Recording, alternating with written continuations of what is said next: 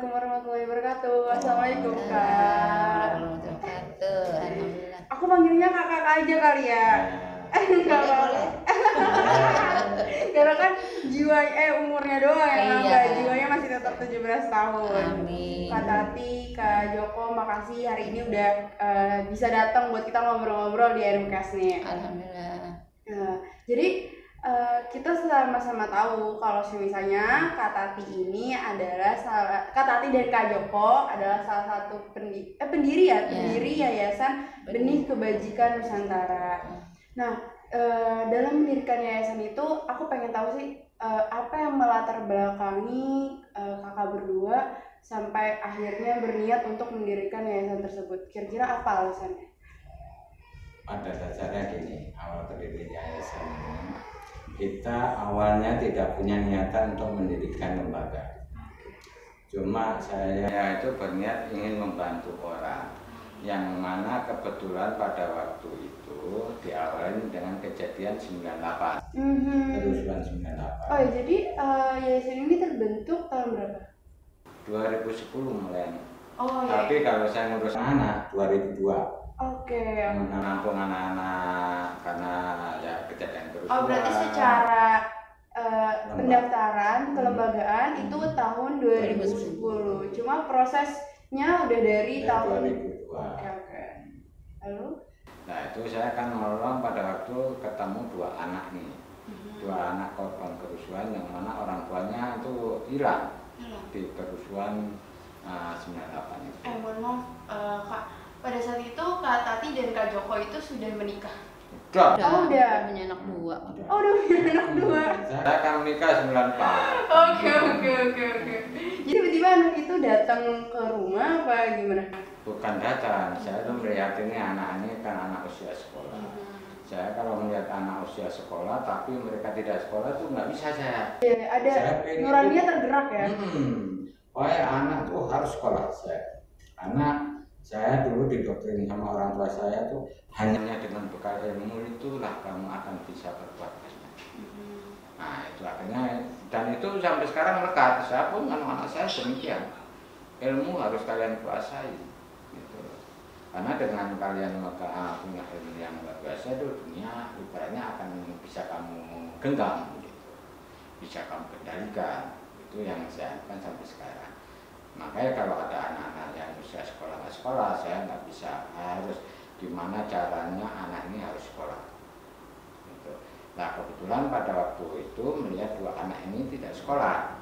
Saya tanya kenapa kamu tidak sekolah? Ini sementara teman-teman seusia kamu ini pada sekolah, kan, gitu ya. Akhirnya dia cerita bahwasanya dari kerusuhan itu orang tuanya khususnya bapaknya itu hilang. Mengapa ikut kebakar di suatu mall karena ada penjarahan itu atau bagaimana itu nggak tahu. Yang jelas sampai detik ini bapaknya nggak ketemu.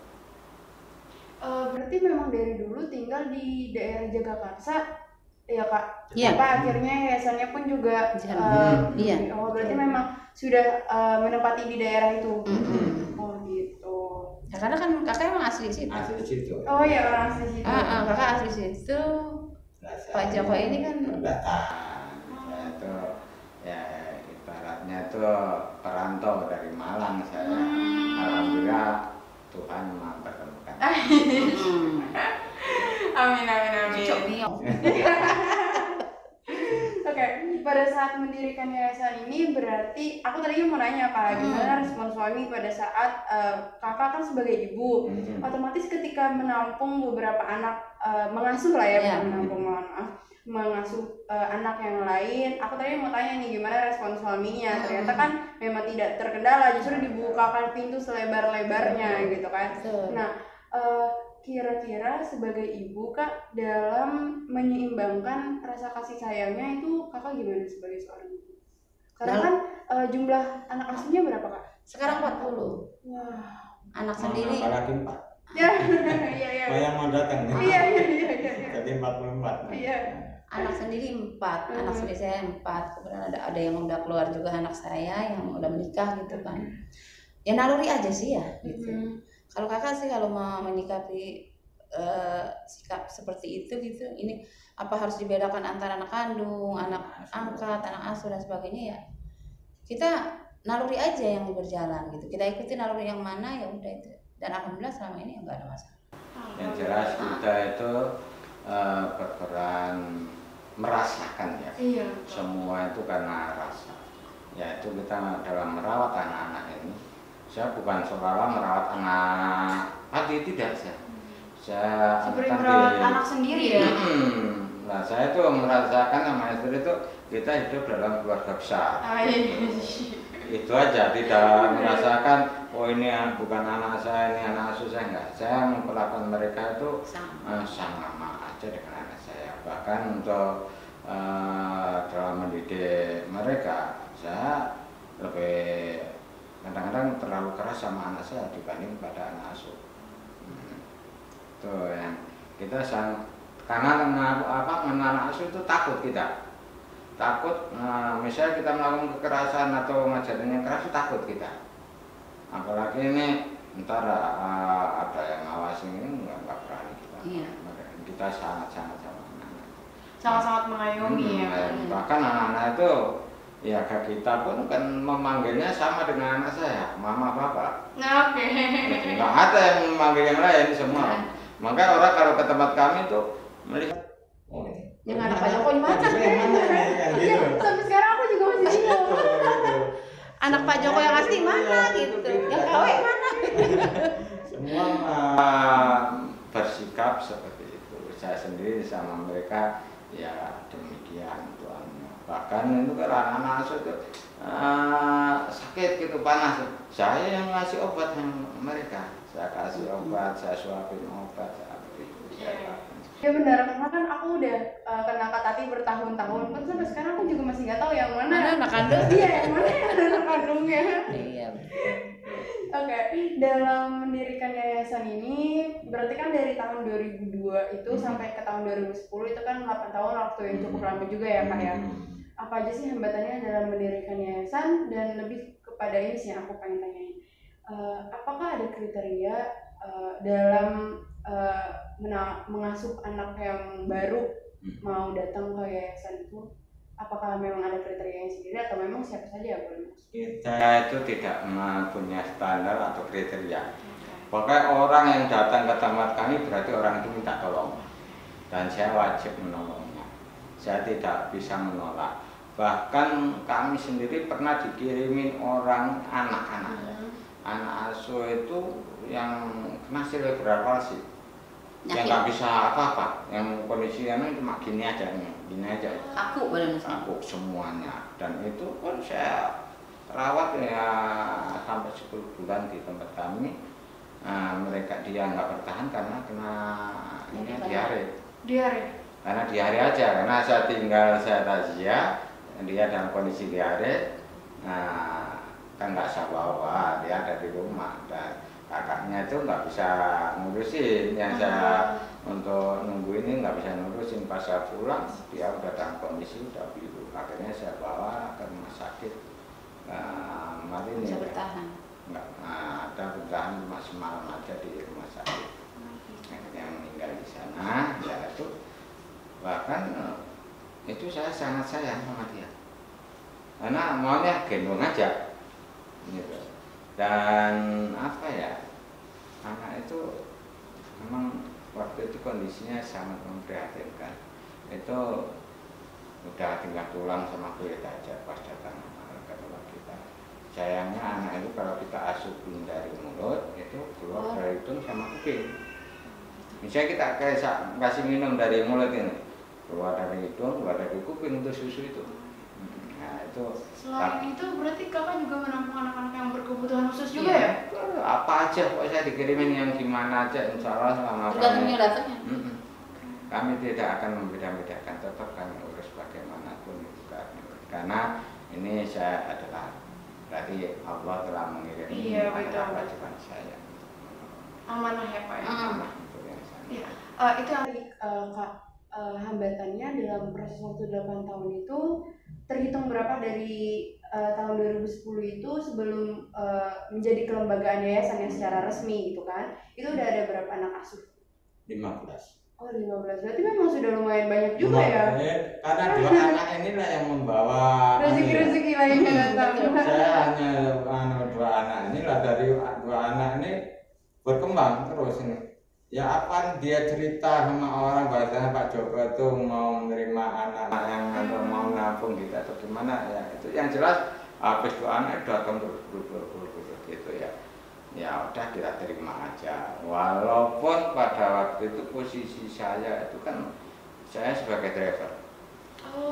Saya sebagai freelance yang saya punya armada, sebagian saya buat sewaan untuk antar jemput sekolah, sebagian di film kan gitu. Nah ini belum ada namanya donatur, gak ada sampai 2013 itu belum ada donatur saya. Ya, sampai 2013 belum ada donatur. Gimana caranya kakak berdua ini apa ya, menyelamatkan perekonomian itu ya, karena kan itu ini tidak masuk akal, tidak bisa dianu dengan alat. Iya, kalau secara rasional memang iya. Yang mana nih Tuhan ini sangat luar biasa. Iya.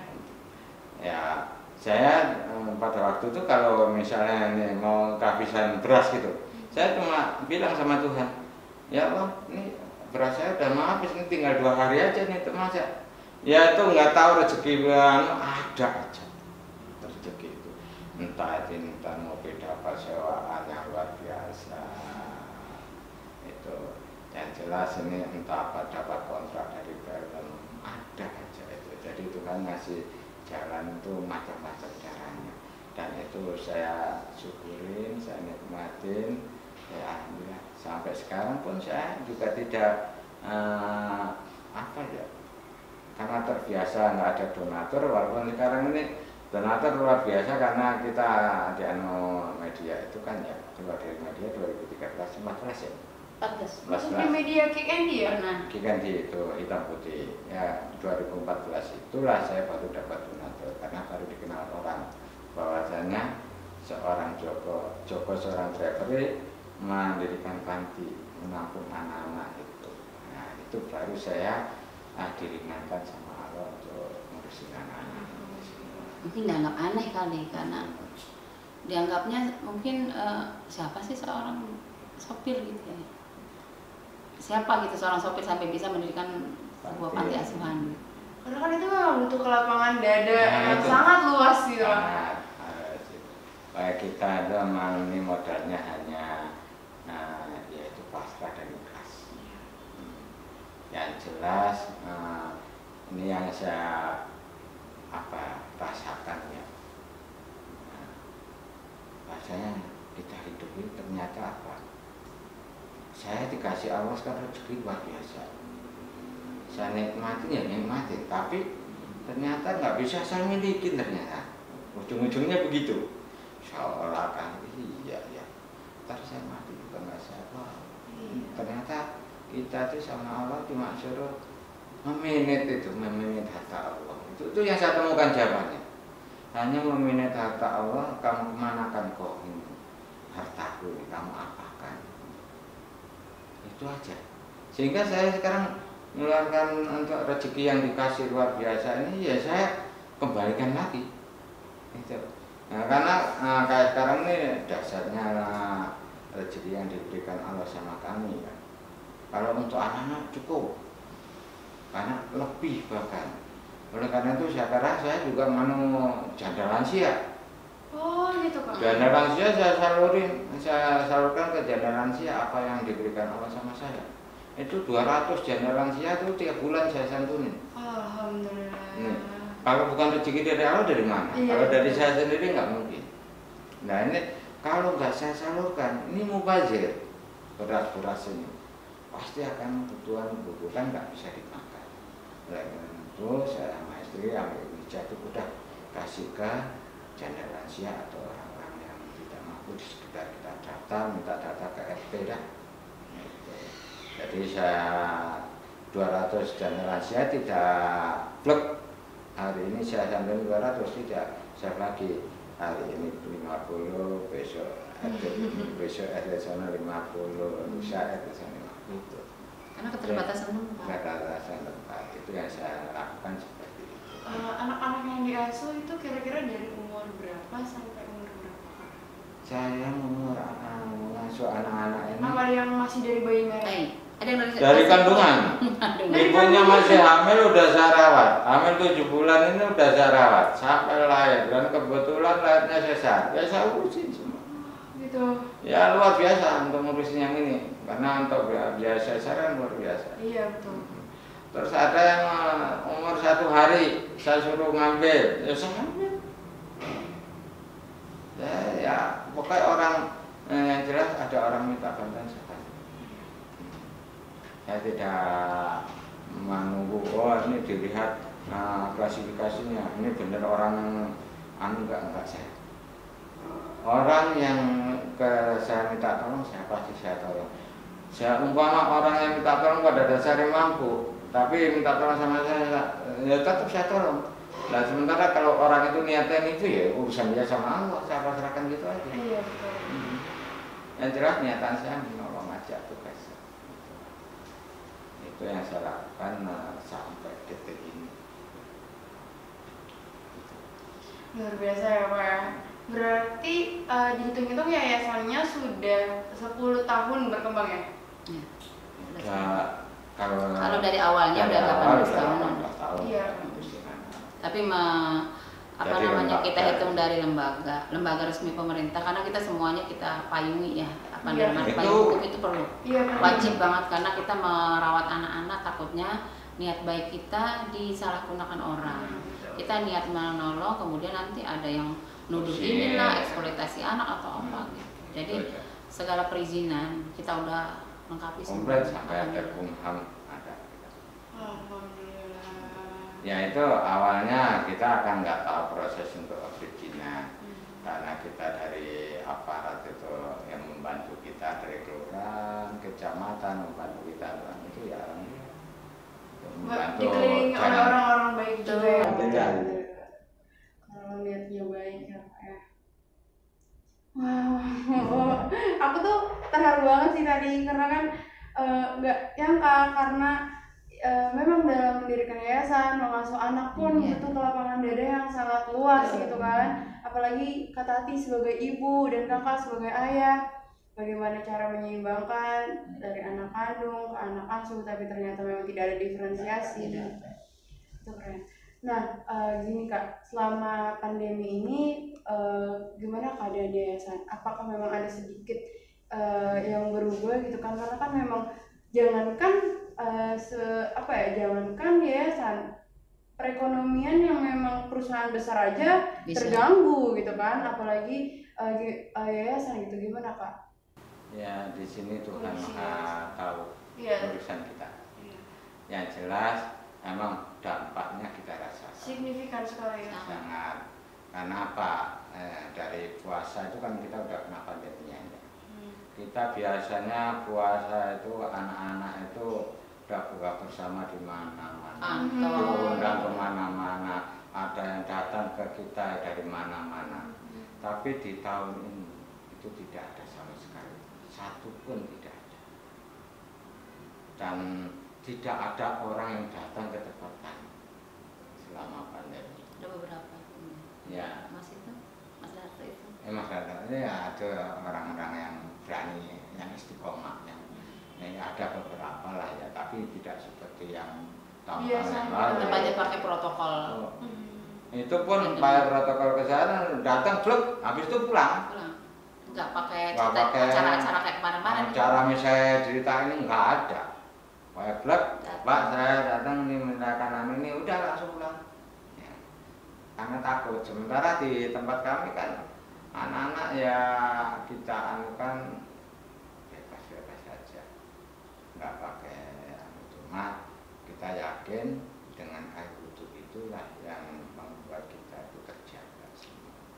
Karena anak-anak ya insya Allah, karena dengan bimbingan peserta-peserta yang ada di tempat kami itu selalu untuk sholatnya anak-anak diangkat dengan kan ini apa protokol kesehatan di ini kan kita cuci tangan. Iya. Itu salah satunya kan itu. Iya. Kebersihan. Nah, di tempat kita Muslim itu luar biasa. hampir setiap saat. Satu hari itu kalau wajib doa ya udah berapa? 5 Iya, kali. Itu wudhu melulu. Ya, mencari sunatnya, sholat sunat itu juga demikian. Nah, kami yakin dengan itu sehingga ya kebersihan jauh ini terjaga. Kita yakin. Dan doa-doa inilah yang akan melindungi kita. Itu aja sih kita. Ya yang jelas dampak dari pandemi ini memang luar biasa. Tapi alhamdulillah ya kita nggak perlu risau apa yang ada ya kita nikmati. Yang jelas kita yakin Tuhan tidak akan mentelantarkan kita, tidak akan membuat kita terpuruk dalam kondisi ini. Itu aja kita yakin di situ. Ya mudah-mudahan keyakinan kita itu saya yakin benar. Ya yakin benar janji Allah itu udah pasti. Betul. Dan yang buktinya ya anak-anak pertama mereka benar-benar steril sebetulnya, lebih steril anak-anak kita loh. Karena apa? Anak-anak itu saya larang untuk pergi mana-mana ngerti. Mereka cuman apa ya? Kalau dalam bahasa itu cuman bermain di sekitar itu aja. Iya di halaman. Iya di halaman. Mereka nggak boleh kemana-mana. Main sepeda cuma sekitar halaman. Jadi sebetulnya kalau dibilang lebih steril anak kita gitu dari pengaruh pandemi ini. Mandi harus apa? Udah gitu saya ketat, kalau untuk kesehatan itu saya ketat. Mereka harus mandi. Bersih benar. Vitamin harus kita harus minum vitamin itu. Pokoknya makan jaga kalian itu dengan makan yang kenyang. Habis itu vitamin, ya kasih vitamin.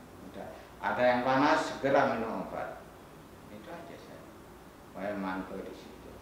Ada yang flu cepat laporan sama kita, nanti saya obatin semua.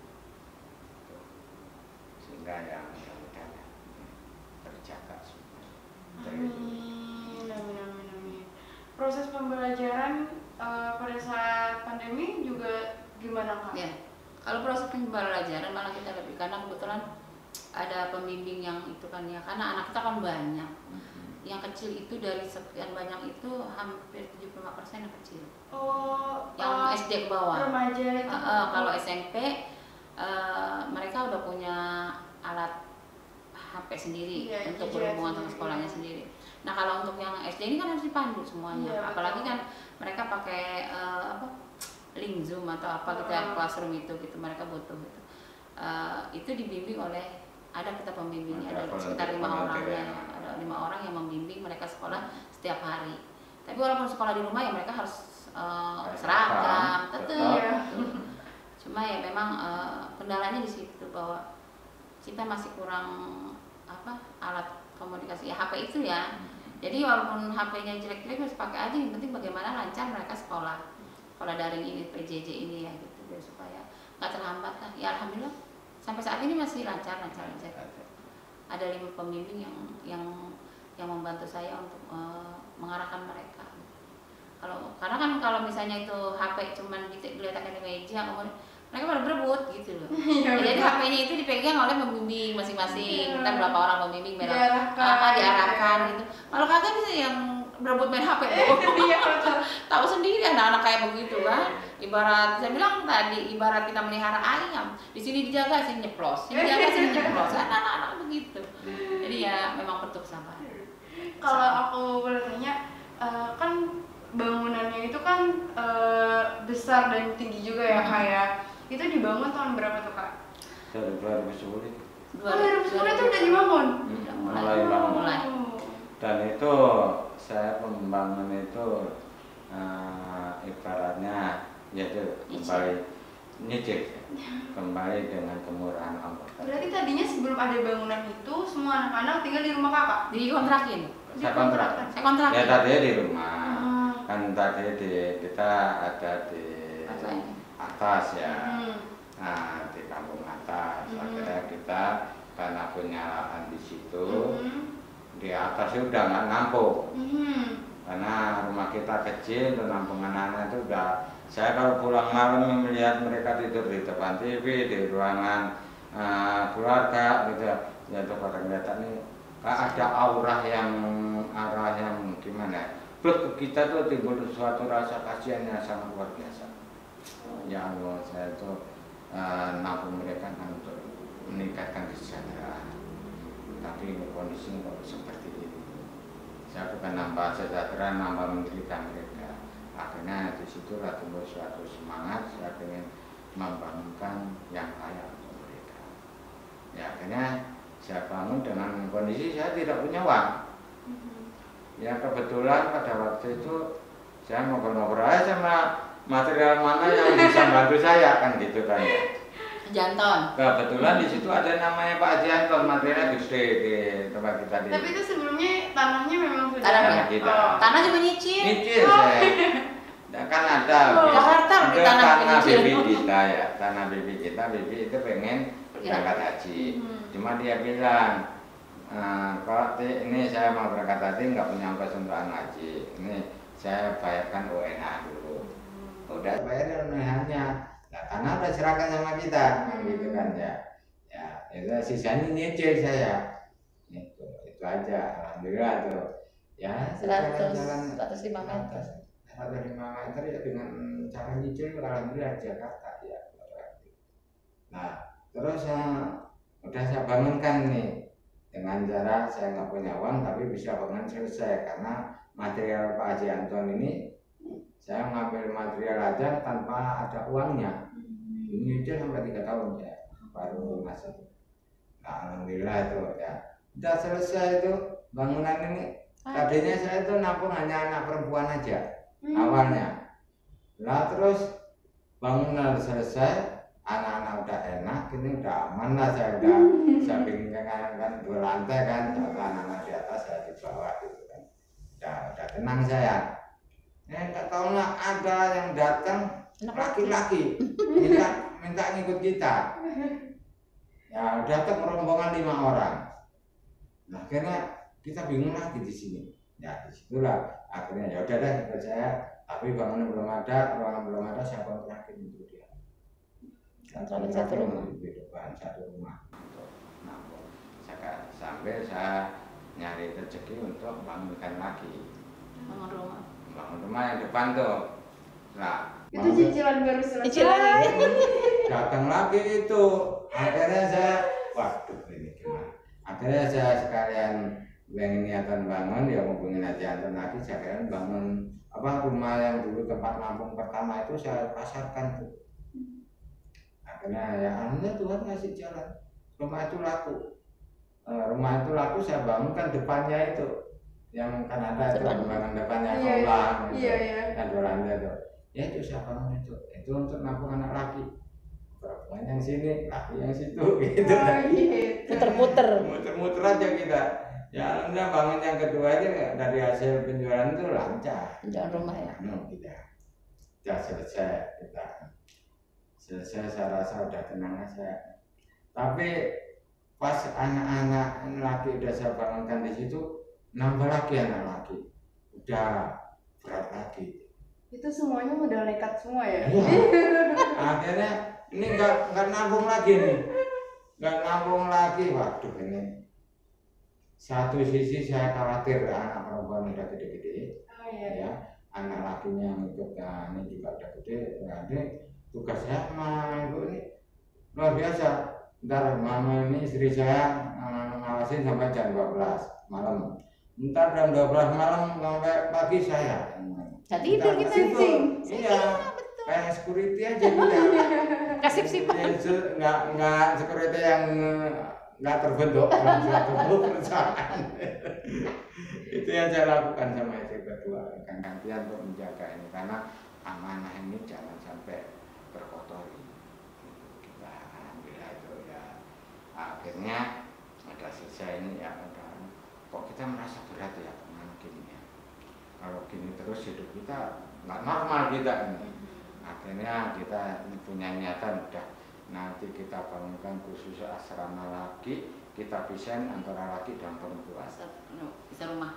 Kita baru punya niatan itu ya, niatan ya, ambil mobil nabung lah gitu.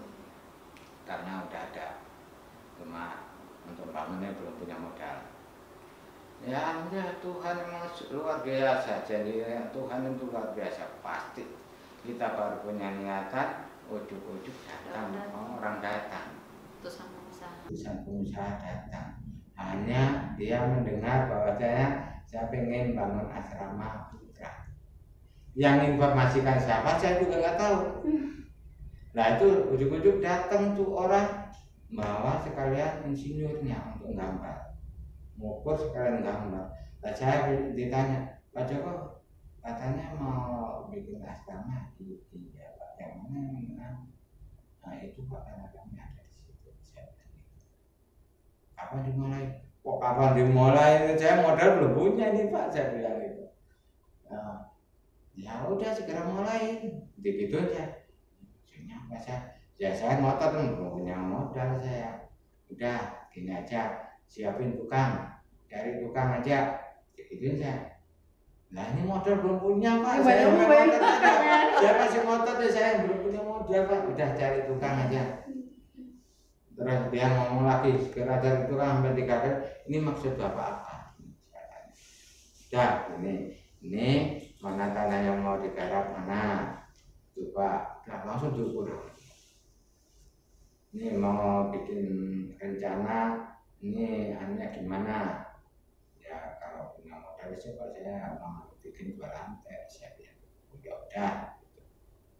Udah ini pikiran saya masih nggak nangkep kan gambaran itu. Nah kalau digambar, diukur sama dia, terus gambarnya jadi, 3 hari kemudian dikirim ke saya gambarnya. Ini Pak Joko gambarnya kayak gini, Pak Joko setuju atau gimana? Wah ini bagus Pak, ini terlalu mewah nih begini saja gitu. Cuma modalnya dari mana saya bangun kayak gitu? Saya pikir dia kontraktor untuk membangun, dia gitu.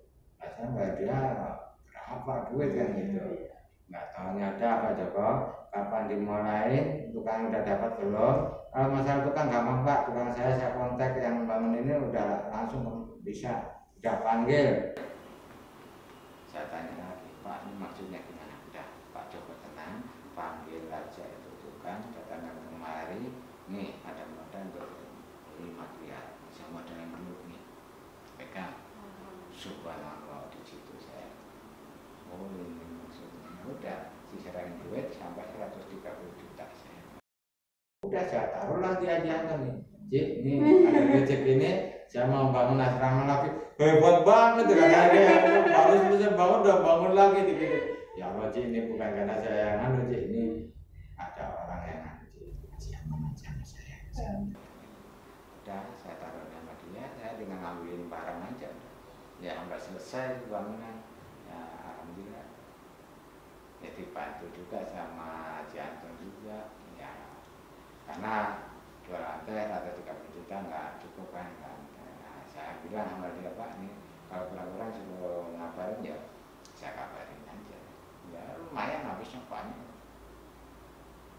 Ya alhamdulillah bisa pengurangan Allah di sini. Saya hanya punya niatan aja, udah dijawab sama dengan cara seperti itu.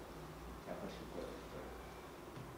Ya akhirnya jadi bangunan ini anak-anak udah terpisah, laki perempuan sekarang udah tenang saya, udah ngawasin kayak kemarin. Terlepas jadi pensiun jadi security saya. Bener. Itu dalam kondisi saya sakit itu, sakit diabetes sama hepatitis, lemah-lemahnya saya. Tapi ya itu saya nggak mau menyerah sebelum. Walaupun sakit mulai dari yang angiografasi tadi itu saya parah sakitnya. Biasa kondisi itu saya harus merawat dia juga. Maunya sama saya gendongnya. Itu udah nangis saya sambil gendong sambil saya merasakan sakit saya lemah saya. Ibaratnya kalau tinggal jatuh ya jatuh. Habis badan saya ini mending. Saya udah kuning semua, perut saya bengkak, paha saya bengkak, karena hepatitisnya udah parah. Nah itu ya, alhamdulillah karena dikasih lumayan sehat sama Allah. Selalu ada berkah ya Pak. Dan ini ternyata saya masih harus meneruskan perjuangan. Rasa seperti itu, ya udah ya jalani lah sampai sejauh mana. Selama saya masih mampu dan saya Kak, eh, tadi kan dalam perjalanannya ternyata ada anak asuh yang dari lahir gitu.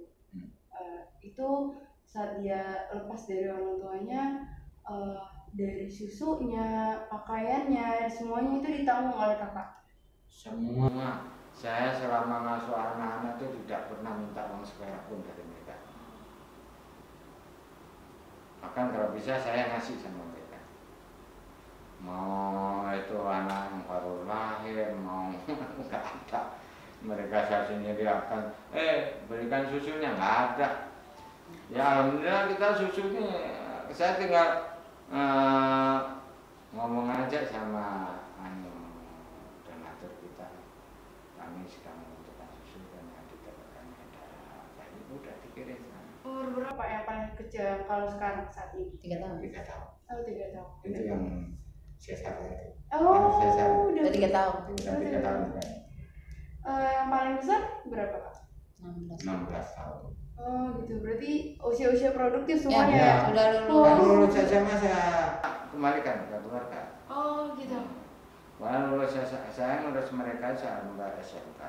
Tapi kalau ada yang mau tanya encer, ya saya kuliahkan. Udah ada yang saya kuliahkan sampai lulus, ya mau tanya encer, ya, lulusnya juga bagus. IP-nya udah 3,4 sama 6. Ya, lumayan. IP-nya bagus lah. Ya, alhamdulillah. Kalau boleh selama tanya encer saya kuliahkan. Kalau nanggung-nanggung buang-buang duit doang. Iya. Ya hasil. Tapi terus ya mereka mau ngabdi ke tempat kita silakan. Mau Oh, dan pulang, tidak ada paksaan juga. nggak ada. Sampai sekarang semua nggak ada. Itu saya mendidik mereka keikhlasan mereka. Jangan sampai kita paksa. Mereka ikhlas dengan alhamdulillah. Kan ngajarin gitu. Kan saya sendiri ngasih contoh sama mereka. Ya, kalau dia misalnya contoh sikap kami ya insya Allah mereka itu aja. Wow, inspiratif banget Kak Tati ya, Kak Joko. Aku nggak nyangka dengernya dari Kak Joko yang seorang driver dan Kak Tati yang ibu rumah tangga ya Kak ya? Asli. Ibu rumah tangga. Ya nggak terlalu. Mengasuh 40 Coba anak. kalau nggak awal dulu ini kembali ke prospek ya. Iya. Kita kalau kita tidak punya, karena belum punya donatur, supaya makan nasi asupan anak-anak 15 anak cukup itu. Kalau nggak punya beras apa yang kalian lakukan? Beli mie, kita masak sampai belotong. Kita kasih kol, kita kasih sayuran yang banyak, masak yang belotong, udah bagi rame-rame itu udah. Kuahnya Buat yang lauk. banyak, buat lauk. Lauk sehari-hari. Kita kalau nggak kita nggak bisa beli paling lauknya cuma telur sama sambal terasi sama apa itu serai bawang Sambal serai. itu aja dulu. Dulu. Tapi mereka itu Sampai sekarang mereka. dan itu teringat sampai sekarang mereka itu. Kalau datang ke teman kami ya Allah ma, manggil kita mereka masih mama. Bapak, Mama mama. bapak. Itu mah masih nyambel anu mah. Serai. Saya ya akhirnya kita bikinin. Kalau mereka kangen gitu, kalau nginep itu kita bikinin. Kita makan sama mereka itu saya ingat ya Allah, nikmat sekali. Iya benar. Kalau yang sekarang sih nggak pernah enak anak-anak sekarang ini karena bantuan ada kan gitu ya. Ya alhamdulillah supaya mereka sekarang itu ya Lebih Bagus terjaga. ya. dicukupkan sama Allah semua. Amin, alhamdulillah. Semoga amalan-amalannya Kak Joko dan Kak Tati jadi berkah. Amin. Amin. Aku juga nggak nyangka ini cuma modal nekat bisa bangun yayasan, bisa ngasuh 40 Tapi ini anak. pengorbanannya luar biasa. Ah, Warisan dia saya jual ikhlas saja. Saya ini dapat warisan tanahnya ini 150 meter saya jual ya dua untuk bangun ya. Semua nasi utang ya jual semua warisan. Nah saya punya armada utang masih buatin kasihan material armada saya 4 saya jual semua Akhirnya saya nyupirin mobil yang tadinya supir saya punya mobil, sekarang nyupirin kebalik. Jadi saya proses kehidupan perputaran hidup. Perjuangannya luar Roda biasa. kehidupan. Saya tadinya supir saya ikut saya, akhirnya endingnya saya ikut supir saya. Tuh. Tapi saya tidak malu, tidak apa, karena ini adalah perjuangan bagi saya dengan cara apapun, yang penting halal. Nah itu alhamdulillah, habis saya pakai mobil dia itu supir saya tadi untuk di film ya, nabung bisa buat DP, beli mobil lagi. Ya akhirnya ini berkembang ya, alhamdulillah kembali lagi apa yang saya korbankan untuk perjuangan ini sama Allah sekarang dikembalikan. Terima kasih ya Kak Tati dan Kak Joko, sangat menginspiratif banget nih buat kawan-kawan yang ada di rumah. Dan Kak Tati, Kak Joko lagi mau mengadakan pengadaan perpustakaan ya di yayasan ya? Oke, jadi untuk teman-teman yang mungkin di rumahnya ada buku-buku yang butuh buku-buku yang bacaan literasi ya Kak ya? Iya, bacaan literasi untuk anak sampai remaja. Jadi bisa langsung kontak ke Kak Tati dan Kak Joko. Makasih banyak ya Kak Tati, Kak Joko. Assalamualaikum warahmatullahi wabarakatuh. Waalaikumsalam warahmatullahi wabarakatuh.